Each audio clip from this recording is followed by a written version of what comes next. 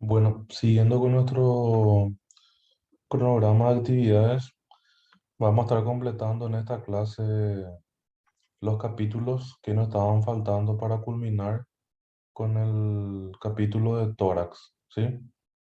Vamos a estar hablando, por lo tanto, del sistema ácidos, de la parte de nervios y linfáticos. Y luego ya en la siguiente clase iniciamos con el capítulo de miembro superior. El sistema ácidos. El sistema ácidos está constituido a la derecha por la vena ácidos y a la izquierda por la vena hemiácidos y la hemiácidos accesoria. Bueno, iniciamos del lado derecho. Como ya mencionamos, a la derecha el sistema ácidos está constituido por la vena ácidos. ¿Qué podemos decir de la vena ácidos o la ácidos mayor? La vena ácidos se origina por medio de dos raíces, una raíz lateral que es constante y una raíz medial que es inconstante, la primera diferencia entre ambos. La raíz lateral está constituida por la convergencia de la vena lumbar ascendente y la vena subcostal derecha, ¿sí? Lumbar ascendente, vena subcostal derecha.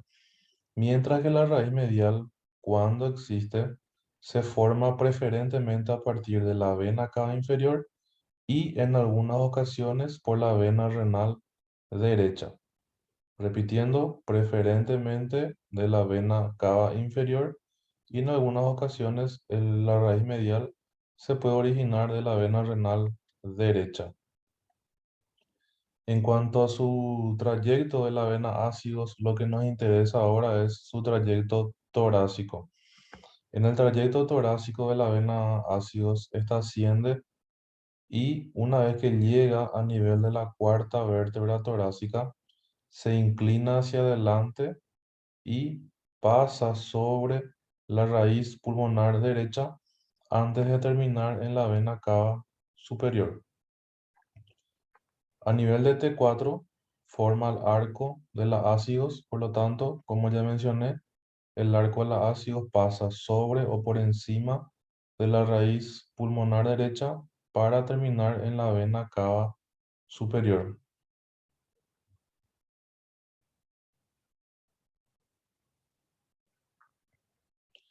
Siguiendo con la vena ácidos, vamos a hablar un poquito de sus relaciones.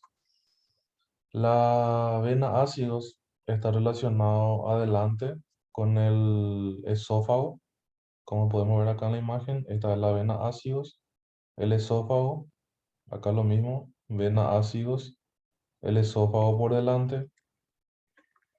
Por delante también se relaciona con el nervio vago, que estamos observando aquí, deslizándose sobre el esófago. Aquí en la otra imagen vemos el nervio vago por delante de la vena ácidos. Atrás, la relación posterior de la vena ácidos están situadas las arterias intercostales posteriores, como se ven en ambas imágenes. Arterias intercostales posteriores derechas. Recordando siempre que las intercostales posteriores se originan a partir del tercer espacio o de la tercera arteria intercostal posterior directamente de la aorta. Los dos primeros son ramos de la arteria intercostal suprema. Otra relación posterior de la vena ácidos, por detrás de la ácido, le tenemos al tronco simpático torácico o cadena simpática torácica, que también vamos a estar desarrollando en el día de hoy. Lateralmente, la vena ácidos se relaciona con la pleura mediastínica, pleura mediastínica. Y medialmente, la vena ácidos, como vemos aquí en esta imagen, está en relación con el conducto torácico, que también vamos a estar describiendo en la clase del día de hoy. En la vena ácidos también se describen sus afluentes. ¿Cuáles son los afluentes de la vena ácidos? La vena ácidos drena directamente a las 9 últimas venas intercostales posteriores derechas, ¿sí? Las 9 últimas intercostales posteriores derechas, que vemos todo aquí en esta imagen, las 9 últimas. Dentro de las 9 últimas le tenemos a la vena subcostal, que ya habíamos dicho que le corresponde a la 12ª vena intercostal. Ya no se denomina intercostal debido a que no se encuentra entre el espacio intercostal. También la vena ácidos presenta como afluente esta vena, que se denomina vena intercostal superior derecha. La vena intercostal superior derecha se forma por la unión de las 3 a 4 primeras venas intercostales posteriores derechas y van a desembocar en la vena ácidos, específicamente a nivel del arco de la vena ácidos. La vena ácidos también le recibe la vena hemiácidos, que proviene del lado izquierdo, así como la hemiácidos accesoria, que también proviene del lado izquierdo. Recibe como afluentes a las venas esofágicas, como vemos aquí en la imagen, por delante del esófago, y a las venas bronquiales. Estos son entonces los afluentes de la vena ácidos. ¿A qué venas le recibe? Pasamos al lado izquierdo y empezamos a describir lo que es la vena hemiácidos, que observamos aquí en la imagen.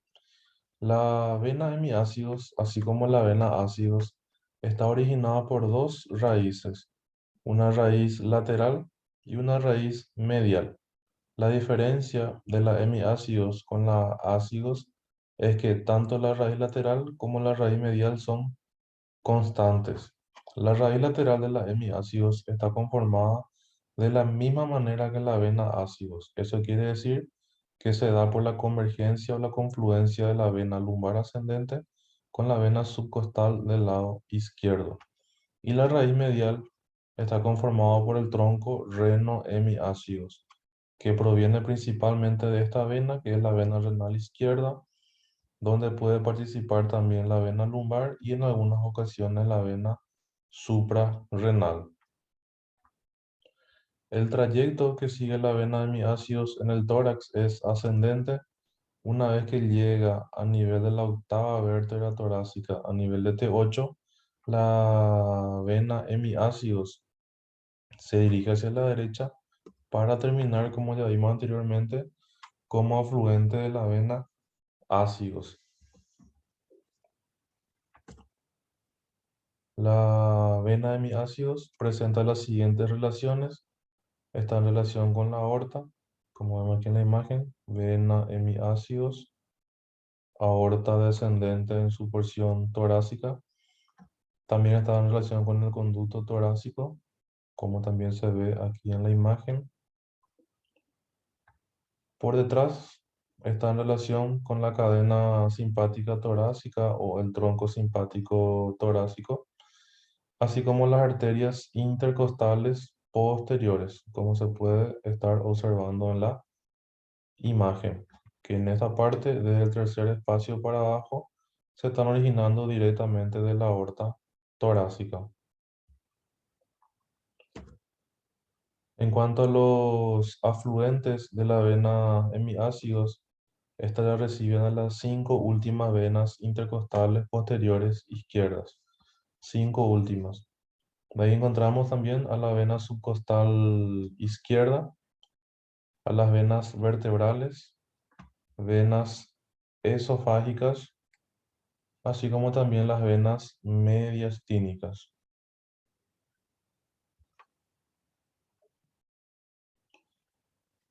En la parte superior del lado izquierdo le encontramos a otra vena, que es la vena hemiácidos accesoria.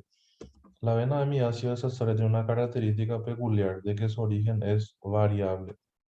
En el caso de que su origen es única, la vena hemiácidos accesoria drena o recibe a las 7 primeras venas intercostales posteriores izquierdas, las 7 primeras, ya que habíamos dicho que la hemiácidos recibe a las 5 últimas. la hemiácido accesoria en su variante única, por lo tanto, recibe como afluente a las 7 primeras venas intercostales posteriores izquierdas. Pero ¿qué pasa? Esta vena hemiácido accesoria se puede encontrar en forma reducida. Eso quiere decir que la vena de hemiácidos en ese caso recibe solamente a la quinta, a la sexta y a la séptima vena intercostal posterior izquierda. ¿Qué pasa por lo tanto con las cuatro venas intercostales posteriores izquierdas? Con las cuatro primeras. Estas se reúnen y forman una única vena que se denomina vena de Braine o la vena intercostal superior izquierda. Vena de Braine. ¿Estamos? Las cuatro primeras venas intercostales posteriores izquierdas, por lo tanto, se reúnen y forman una única vena, que es la vena de Braine. Mientras que la quinta, la sexta y la séptima vena intercostal posterior izquierda van y drenan a la vena hemiácidos accesoria en cuanto a esta variante.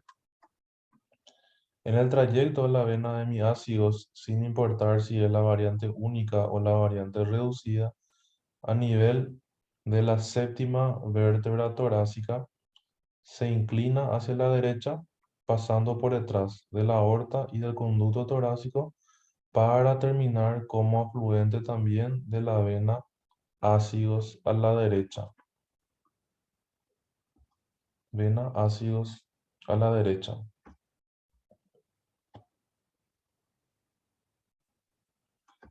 Otra característica es que cuando existe la vena de Braine, que repitiendo una vez más se forma por la unión de las cuatro primeras venas intercostales posteriores izquierdas.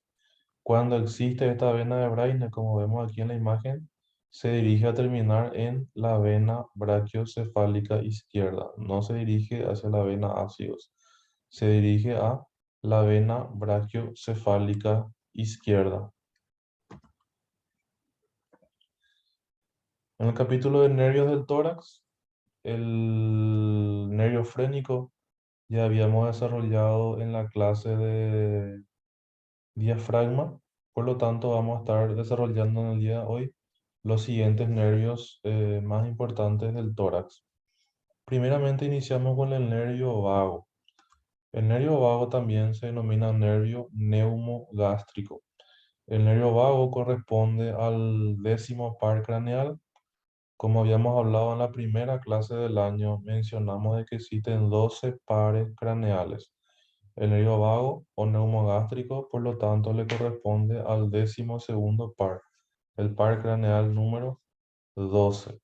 El nervio vago es un nervio mixto. ¿Qué significa eso?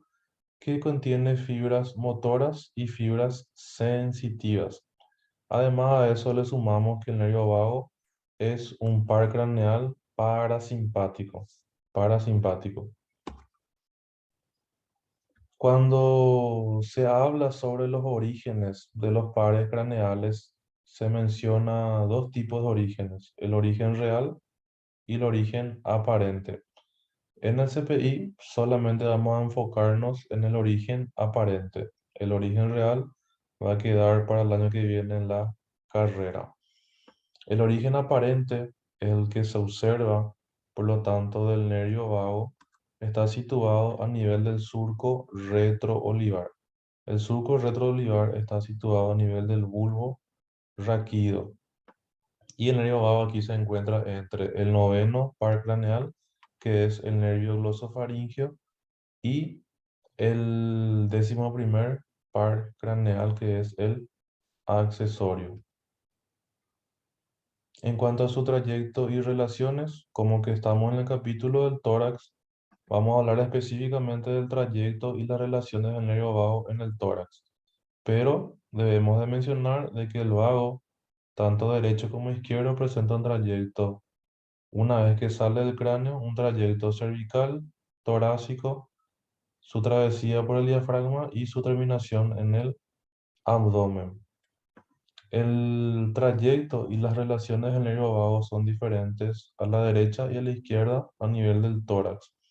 Vamos a iniciar, por lo tanto, con el nervio vago derecho. El nervio vago derecho ingresa en el tórax una vez que haya cruzado a la arteria subclavia derecha. Esto se produce por detrás del ángulo venoso yúgulo subclavio. Una vez dentro del tórax, el nervio vago derecho cruza de arriba hacia abajo y de atrás hacia adelante a lo que es la tráquea, ¿sí? Luego se encuentra por detrás de la vena cava superior, de la que está separada por unos ganglios que son los ganglios intertraqueocavos.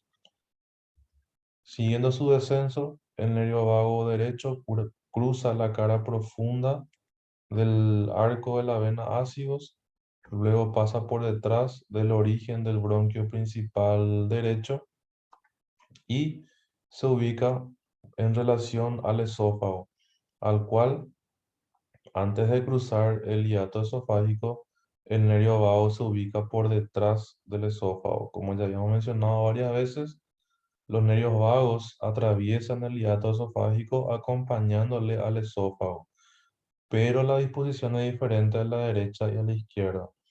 El nervio vago derecho pasa por detrás del esófago, mientras que el nervio vago izquierdo pasa por delante. ¿Cuáles son las relaciones y el trayecto que presenta el nervio vago izquierdo? El nervio vago izquierdo, como vemos aquí en la imagen, ingresa al tórax pasando entre la arteria carótida común izquierda y la arteria subclavia izquierda. Como ya mencionamos anteriormente, esto se encuentra delimitando un cuadrilátero, el cuadrilátero de Bouguerie. Este cuadrilátero, como ya les mencioné en las clases anteriores, está delimitado por la arteria carótida común izquierda por delante, por detrás está delimitado por la arteria subclavia izquierda, la parte superior está cerrado el cuadrilátero por la vena brachiocefálica izquierda y la parte inferior del cuadrilátero está dada por el arco aórtico. Y el contenido del cuadrilátero es el nervio vago izquierdo. Este cuadrilátero se observa solamente en el lado izquierdo. Luego el nervio vago sigue descendiendo y cruza por delante del arco aórtico. Luego pasa por detrás de esta estructura que es el ligamento arterioso. Este ligamento arterioso está separando lo que es el vago izquierdo del nervio frénico izquierdo. Estos dos nervios, el frénico izquierdo por delante y el vago izquierdo por detrás, junto con la arteria pulmonar izquierda, delimitan un espacio triangular. Este triángulo contiene al ligamento arterioso, así como también al origen del nervio laríngeo recurrente. El vago izquierdo sigue su descenso, se relaciona con el bronquio principal izquierdo y luego alcanza al esófago. Como ya mencionamos, el nervio vago izquierdo se ubica por delante del esófago en su travesía por el diafragma. El siguiente elemento nervioso es el tronco simpático. En este caso corresponde al tronco simpático torácico o cadena simpática torácica. El tronco simpático o cadena simpática torácica consiste en un cordón fino y aplanado que, como se ve en la imagen, está interrumpido en la mitad de cada vértebra por la presencia de ganglios.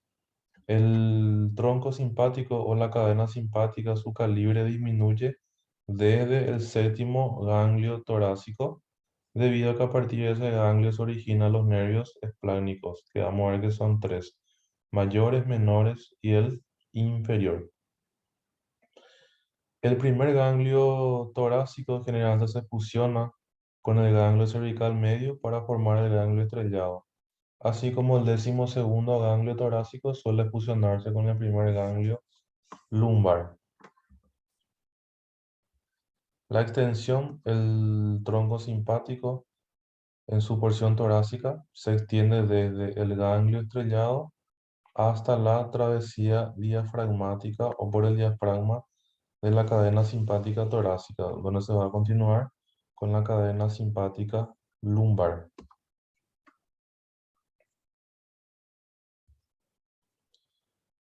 El trayecto y las relaciones del tronco simpático, este tronco es laterovertebral y está situado por delante de la articulación em,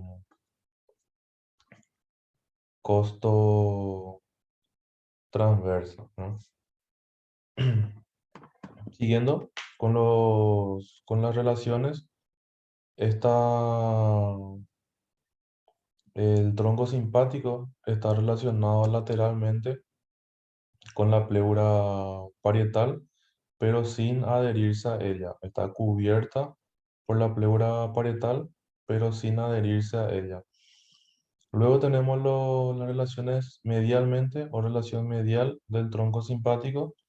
Está dada con los cuerpos vertebrales, como se ve acá en esta imagen, con los cuerpos vertebrales. Y atrás, el tronco o la cadena simpática torácica está en relación con las venas intercostales posteriores, tanto derecha como las izquierda.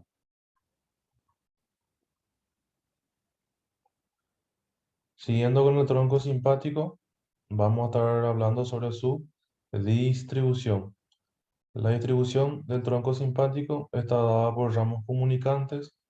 Estos ramos comunicantes están destinados a los nervios intercostales, como vemos aquí en la imagen. Estos ramos comunicantes de la cadena simpática torácica a los nervios intercostales.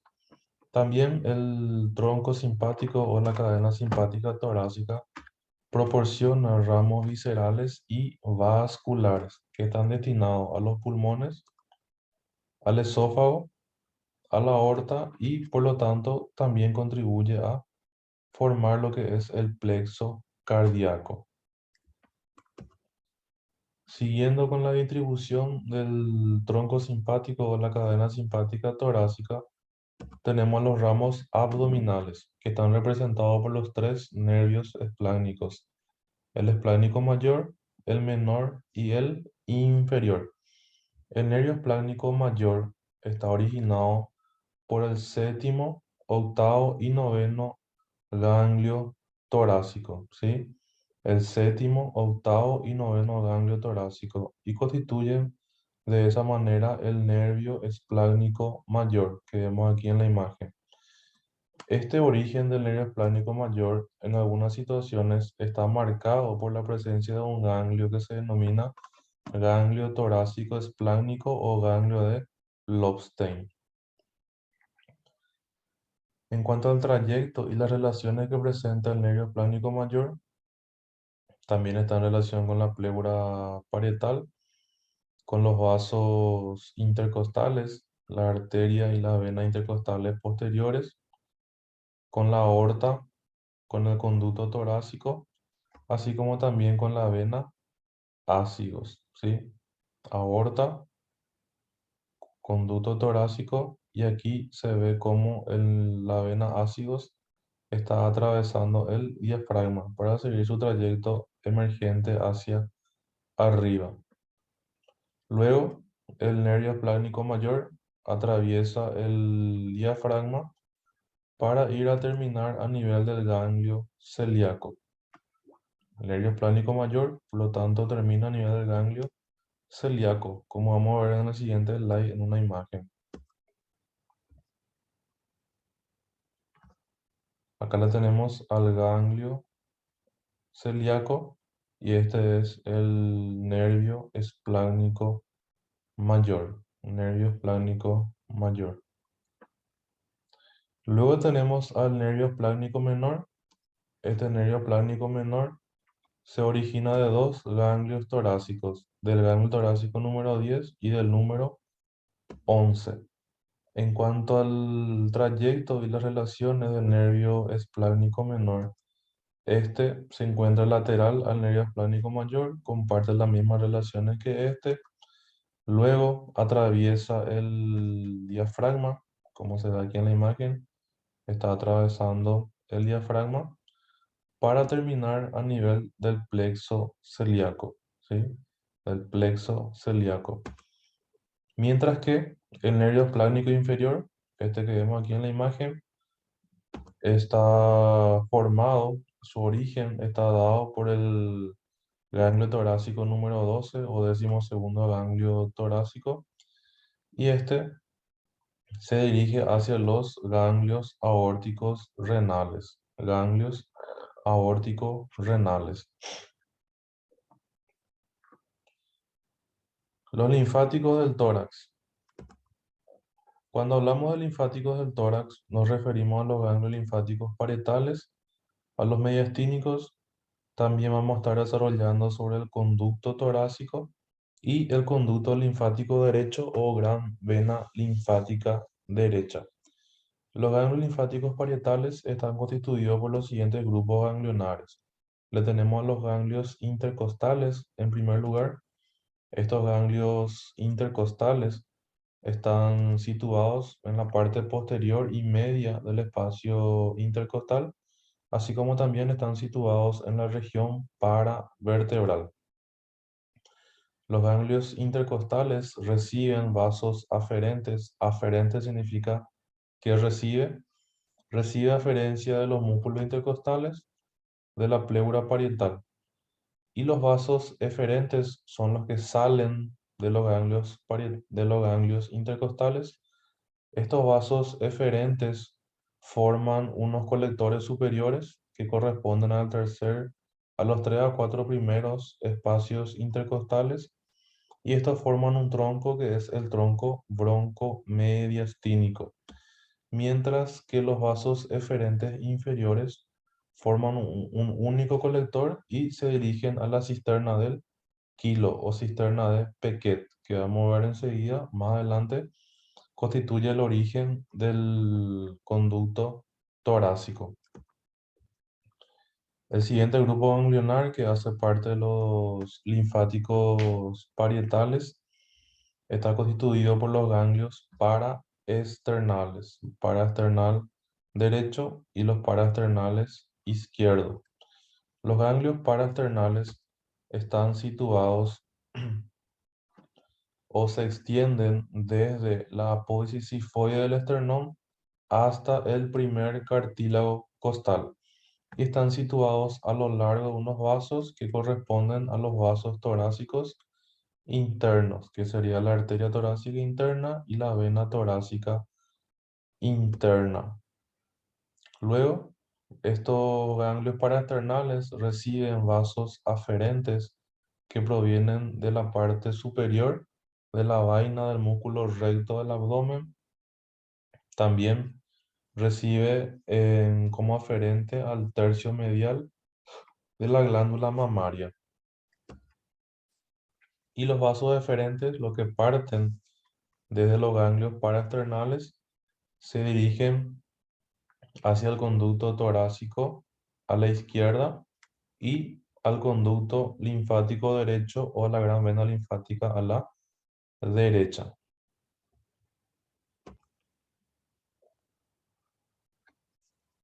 Por último, dentro de los ganglios linfáticos parietales le tenemos los ganglios frénicos superiores.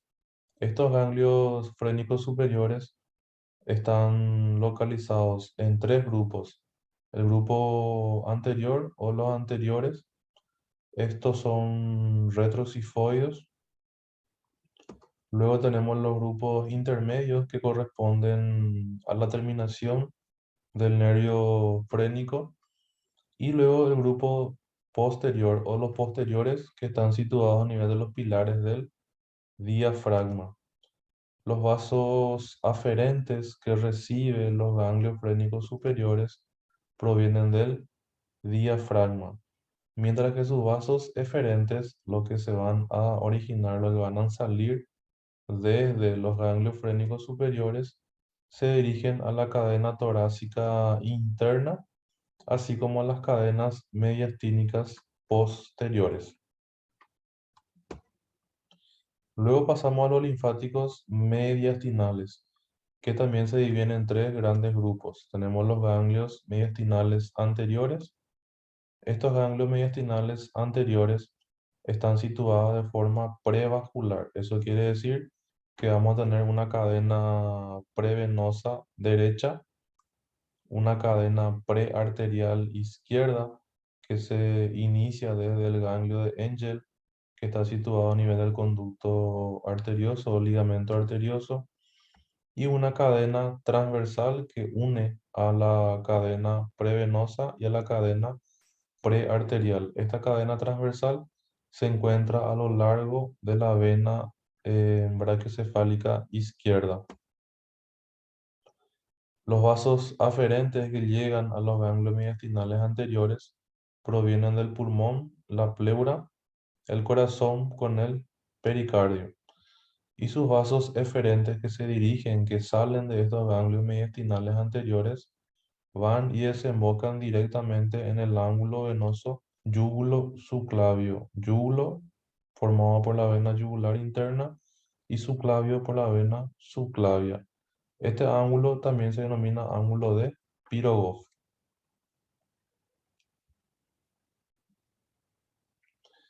El siguiente grupo dentro de los linfáticos mediastinales les tenemos los ganglios mediastinales intermedios. ¿Qué podemos decir de estos ganglios? Están localizados en varios grupos. Tenemos los ganglios paratraqueal o paratraqueales derechos, los paratraqueales izquierdos y también le tenemos a los traqueobronquiales inferiores por debajo de la bifurcación traqueal. En cuanto a sus vasos aferentes, los ganglios intermedios reciben a los vasos provenientes, a la linfa proveniente de los pulmones, del esófago y sus vasos eferentes, lo que parten de los ganglios mediastinales intermedios, se dirigen a la cadena paratraqueal derecha y luego se dirigen al ángulo yúgulo subclavio, que como ya mencionamos, también se denomina ángulo venoso de Pirogov.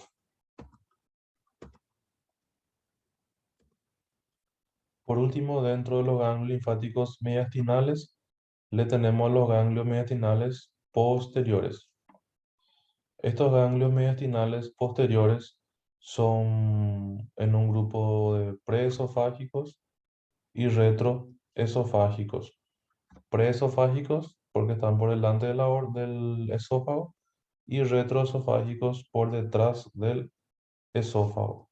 Los vasos aferentes que provienen y se dirigen hacia los ganglios mediastinales posteriores provienen del diafragma y del esófago. En cuanto a sus vasos eferentes, los que se dirigen desde los ganglios mediastinales posteriores, se dirigen al conducto torácico. El conducto torácico, como vamos a ver, está situado a la izquierda. Y a la derecha se dirige al conducto linfático derecho o gran vena linfática derecha.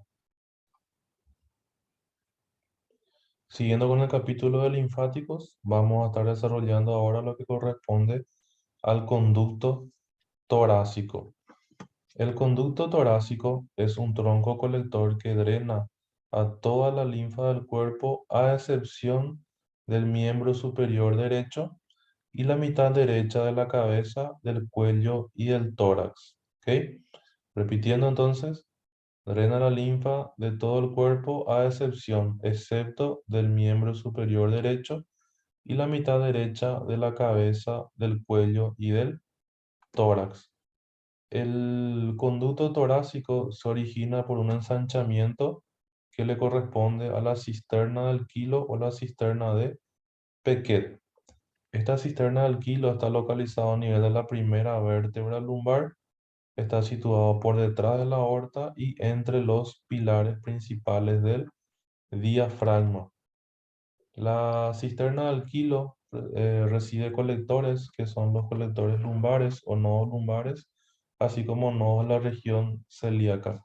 La cisterna del quilo tiene una forma de una pera pequeña, puede ser única, múltiple, incluso puede estar ausente. El trayecto que presenta el conducto torácico en su recorrido presenta una longitud aproximada entre 25 a 30 centímetros. Ingresa al tórax a través del hiato aórtico, pasando por detrás de la aorta torácica que se convierte en abdominal.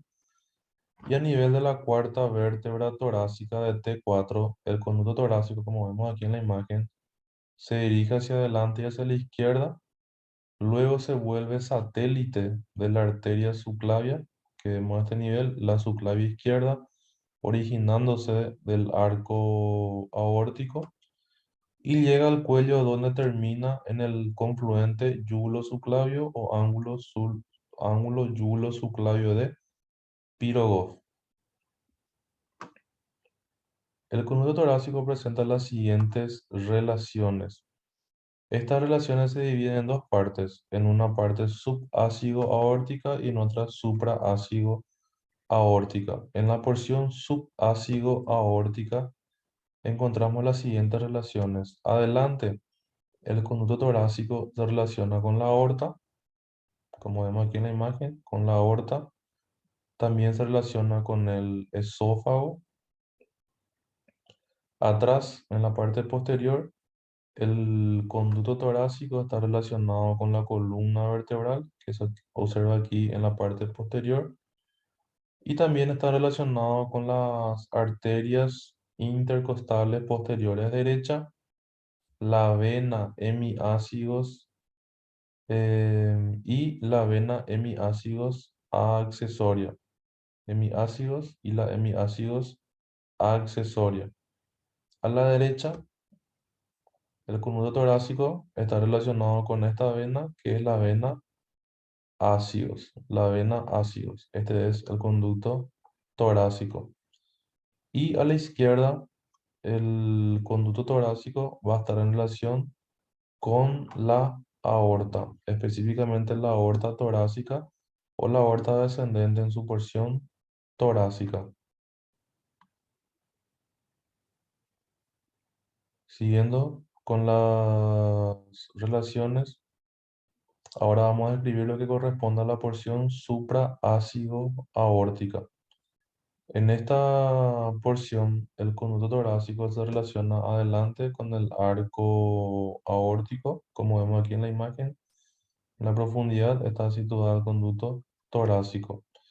También se relaciona con la arteria subclavia izquierda, que ya habíamos dicho que el conducto torácico se vuelve satélite de la arteria subclavia izquierda por encima de la cuarta vértebra torácica. La relación derecha que presenta el conducto torácico, como vemos aquí en la imagen, va a ser el esófago, y a la izquierda va a estar en relación con la pleura mediastínica. En cuanto a los afluentes del conducto torácico, podemos citar al tronco yugular izquierdo, que vemos aquí en la imagen.